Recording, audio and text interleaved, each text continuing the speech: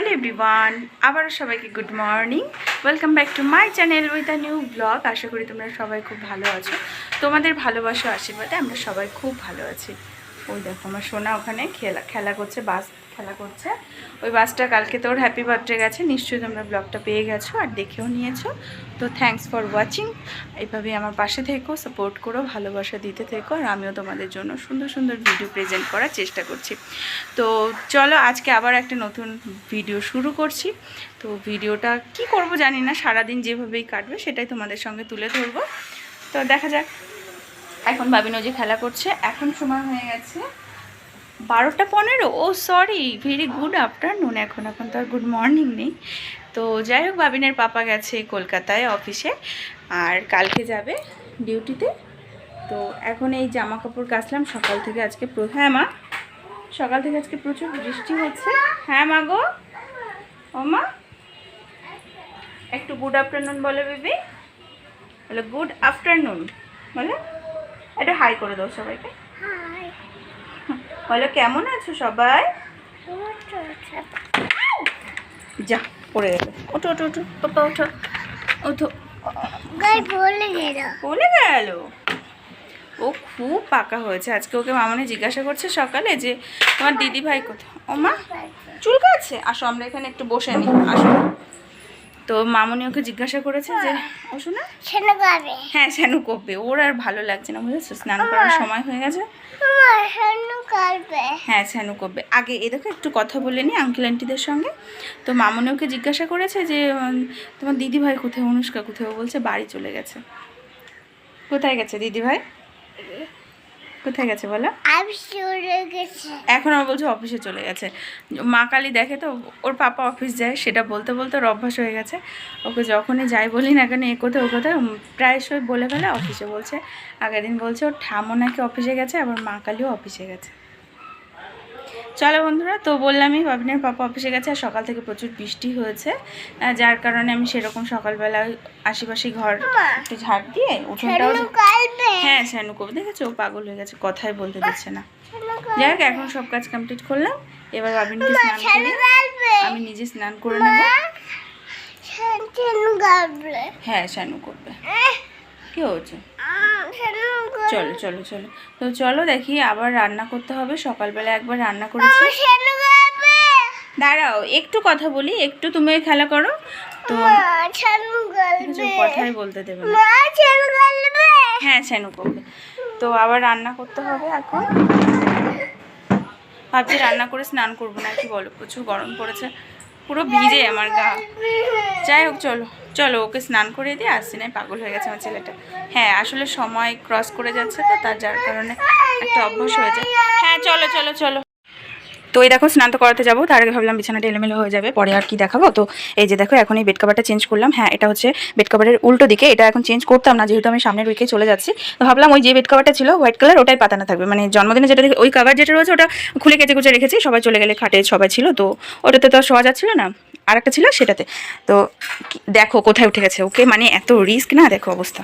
এই দেখো কি করছো তুমি একা একা এখানে, কেন উঠেছো, এত রিস্ক, এখন এত বড় হয়ে গেছে। হ্যাঁ স্নান করবে। তো এই দেখো, তো যেটা বলছিলাম, তো জন্য আর কি উল্টো করে পেতেছি। তো উল্টো আসলে সত্যি বলতে এই বেড কভারটা না, একটু বললাম না চলে যাবো বলে, আর ভালো বেড কভার অতটা পাতি নেই। এই বেড কভারটার এই সাইডটাতে রঙটা অনেকটাই চটে গেছে, এই দেখো। তো আমার মনে হয় এই কালারটা থেকে এই সাইডে দেখতে বেশি ভালো লাগছে। দুষ্টু করে না মাম্মা, ভালো লাগে, খুব সুন্দর ফুল। বাবা ঘেমে তো জল হয়ে গেছিস। চলো, আর এই যে হ্যাপি বার্থডে লেখা এগুলো আছে, তো ওগুলো থাকতে লাগুক। পুজোর সময় এসে রুমটাকে মেকওভার দেবো, মানে হ্যাঁ রুম ডেকোরেট করবো, বেডরুম মেকওভার করবো। তো সেই সময় আবার তোমাদের সঙ্গে না হয় শেয়ার করবো কীভাবে কি রুম ডেকোরেট করছি। এখন তো আর সময় নেই অত। চলো এখন টাটা, ওকে স্নান করে আসি। দেখো কেমন বুড়ো মানুষের মতন হাঁটছিল, দেখো আবার হাঁটো হাঁটো বুড়ো মানুষটা। ও বুড়ো মানুষটা হাঁটো, আবার আসো আমার কাছে, হেঁটে আসো বুড়ো মানুষের মতন। ওই যে ওই যে ওই যে দেখো দেখো, বুড়ো মানুষ না, ওইভাবে মাঝে সাঝে হেঁটে বেড়াবে। তুই বুড়ো মানুষ, তুমি বুড়ো মানুষ। আহ কাছে হচ্ছে, দেখো কাশির সময় আমার মুখেও হাত দেখ। দুপুর 2টো বেজে গেছে, আর আমার চোখের এইটা একটু পোলা দেখবে, কারণ এখানে একটা ফুস করে উঠেছে। মানে ফোড়া টাইপসের কিছু হবে, খুব ব্যথা করছে আর ফুলেছে চোখটাও বেশ ভারী ভারী, নিজেকে ছোটো লাগছে চোখটা। যাই হোক, শরীর থাকলে তো সমস্যা আসবে। তো সোনাকে এখন খাইয়ে দিয়ে স্নান করে ঘুম পাড়িয়ে দিলাম। মামনি ওর কাছে গিয়ে শুয়েছে, আর মামনির দিকে কিন্তু পুজো করা হয়ে গেছে। স্নান করে মামনি পুজো করে নিয়েছে। ফ্রিজে চলো কী আছে দেখি এবার রান্না করবো। আজকে যে কটায় আমি স্নান করবো জানি না। স্নান করে যদি আমি এখন রান্না করতে যাই তাহলে কিন্তু আবার প্রচণ্ড পরিমাণে গরম লেগে যাবে, ঘেমে যাবো, অস্থির অবস্থা। এই দেখো, বার্থডেতে সবাইকে কোনো গিফট মানে লৌকিকতা বর্জনীয় বলেছিলাম, গিফট আনতে বারণই করেছিলাম সামনের বাড়ি। তবুও সবাই দেখো, এখন তো কেউ কারোরই খালি হাতে আসে না, তো ওইটাই ব্যাপার, যে যার কর্তব্য করে। তো এই যে একটু পেপসি বেঁচে গেছে, এটা আমরা এনেছিলাম। আর এই ফ্রুটিটা এনেছিল সামনের বাড়ি সৃজার মা। আর এই যে ক্যাডবেরি সেলিব্রেশনটাও দিয়েছিল সামনের বাড়ি থেকে, এটা শেষ হয়ে গেছে, ফেলে দেব। এই বাটিতে কি আছে? লেবু কাটা। আমি এখানে সবজি এনেছে অনেক রকম, দাঁড়াও বার করবো। সেলিব্রেশনের প্যাকেটটা ফেলে দিয়ে আসি। আর এই ডিপ ফ্রিজের মধ্যে মাছ রেখেছে, মাছ আছে। কটায় জাস্ট স্নান করব, কাজ আর শেষ হয় না গো সংসারে, কাজ আর শেষ হয় না, একটার পর একটা সারাদিন চলছে।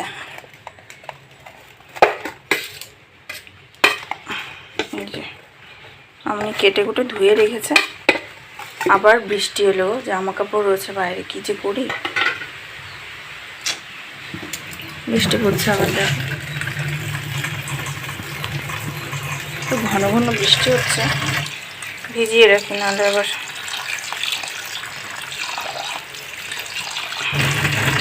কি দেখি রান্না করি, দেখি সবজি টবজি বার করি। হ্যাঁ, পরে কথা বলছি, ফোন করছি বললাম, মানে অভ্যাস হয়ে গেছে বলতে বলতে।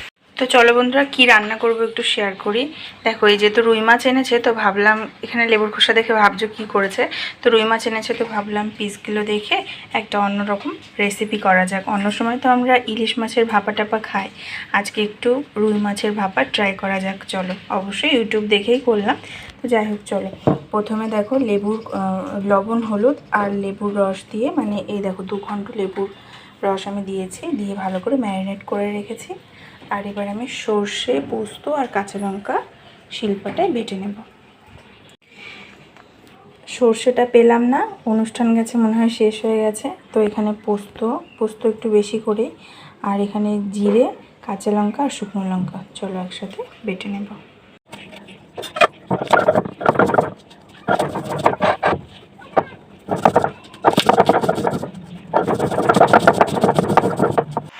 এবারে দেখো, আমি ওই আগে যে পেস্টটা এখানে মানে করব বলেছিলাম, সেটা পেস্ট করে এর মধ্যে দিয়ে দিয়েছি। তারপরে কিন্তু আমি পেঁয়াজটাকেও বেটে নিয়েছি।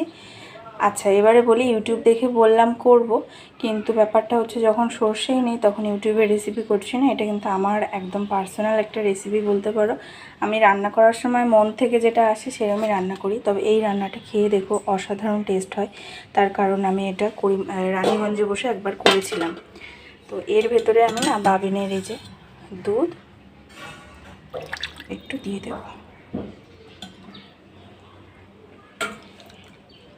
যেহেতু নারকেলের দুধ নেই আর ঘরে এখন আমুল দুধও নেই, আমুল দুধ থাকলে আমুল দুধ দিতাম। আর এবার এর ভেতরে আমি একটু সরষের তেল অ্যাড করব, যতটুকু লাগবে সেই পরিমাণে অ্যাড করতে হবে। এবার এটাকে আমি হাত দিয়ে ভালো করে ম্যারিনেট করে নেব।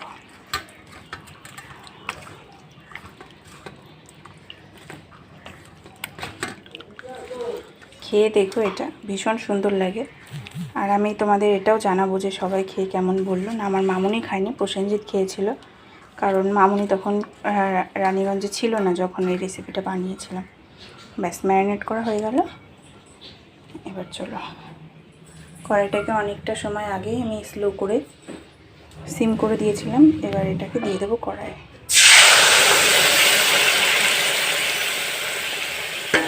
এবার বাটিটা ধুয়ে একটু জল দিয়ে দিই, ঢেকে দেবো। হ্যাঁ, রান্নাবান্না কমপ্লিট করে রান্নাঘরটাকে গুছিয়ে নিয়ে স্নান করে তারপরে আবার সেই জামা কাপড়গুলো বাইরে নেড়ে দিয়ে জাস্ট ঘরে এসে একটু বসলাম। আর সোনা উঠে বায়না করছিল ঠামের কাছে যাবে, তো মামুনি খেতে খেতে ওকে একটু কোলে নিয়েছে।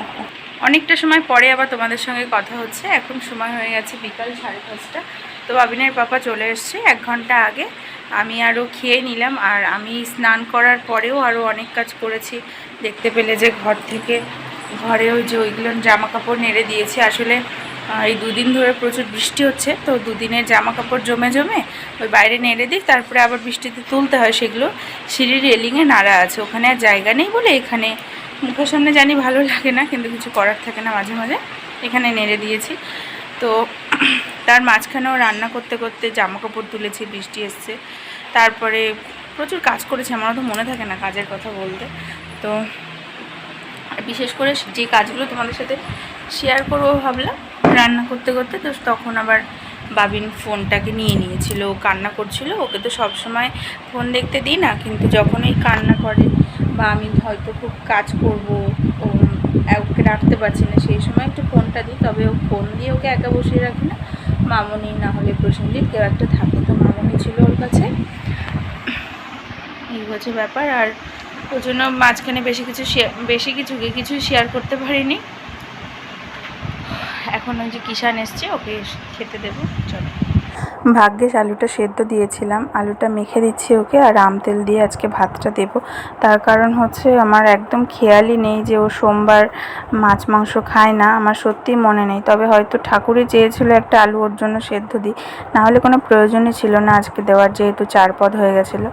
যাই হোক, ঠাকুরের কৃপায় ওকে আমি কিন্তু আলুটা সিদ্ধ করে মাখিয়ে দিয়েছি আর ভাত দিয়েছি। তো বললো, আমি দুধ ভাত খাওয়ার অফার করলাম, বললো যে না বৌদি আমার এতেই হয়ে যাবে, ও আলু খুব ভালো খায়। এই যে এখন আবার যে আম কাটতে হবে, এই আমটা দেখেছো পেল্লাই সাইজ একটা আম, মা তো এরমই আম নিয়ে আসে, পাপা পাঠায়। এই যে চলো আমটা কাটে। আর কি করব, কিষান তো খায় না, আমার তো মনে নেই, তাও ভাগ্যিস আমি আর কি আলুটা সেদ্ধ দিয়েছি বলে একটু আম তেল দিয়ে ওকে দিলাম।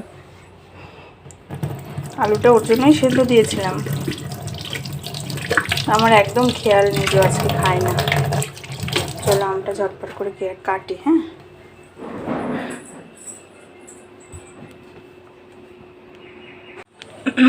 এই যে এটা কিষান ভাইয়ের জন্য আমটা কেটেছি, এটা আমার বালাবাবুর জন্য কেটেছি, ওকে স্পুন দিলাম।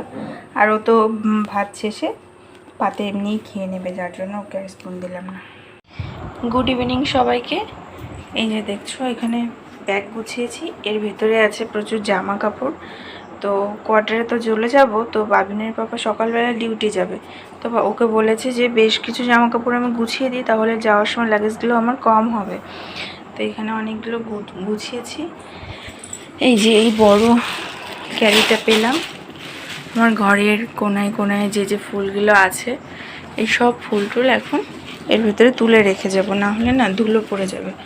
তো বাবিন খাটে ঘুমাচ্ছে, আর ঘুমন্ত অবস্থায় না ছবি তুলতে আছে আর না ভিডিও করতে আছে, এসব তো কথাই বলে। তো তার কারণে আমি ক্যামেরা যেখানে সেট করব না কেন, জানো চারি সাইডে আমার ঘরে আয়না, তো বাবিনকে দেখা যাবে, ওই জন্য ক্যামেরা সেট করছি না, তোমাদের সঙ্গে শেয়ার করছি না। ফুলগুলো খুলে নিই, দেন তারপরে কথা হচ্ছে, কেমন?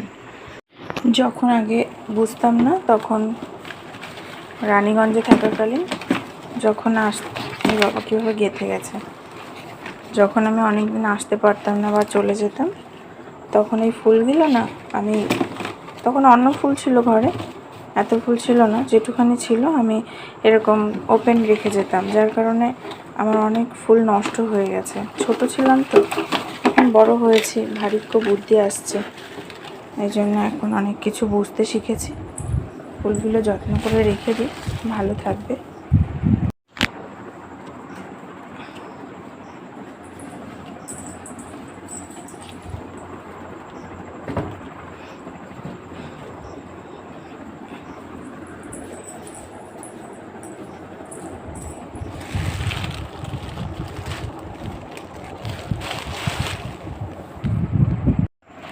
দেখো সব ফুলগুলো আমি ক্যারির ভিতরে এই যে ভরে নিয়েছি, এটাকে রেখে দেব। আর এবারে সব শোপিসগুলোকেও কিন্তু আমি এক এক করে আমার শোকেসের ভিতরে তুলে রেখে যাব, নাহলে কিন্তু মারাত্মক লেভেলে ধুলো পড়ে আর নষ্ট হয়ে যায়, তাই না?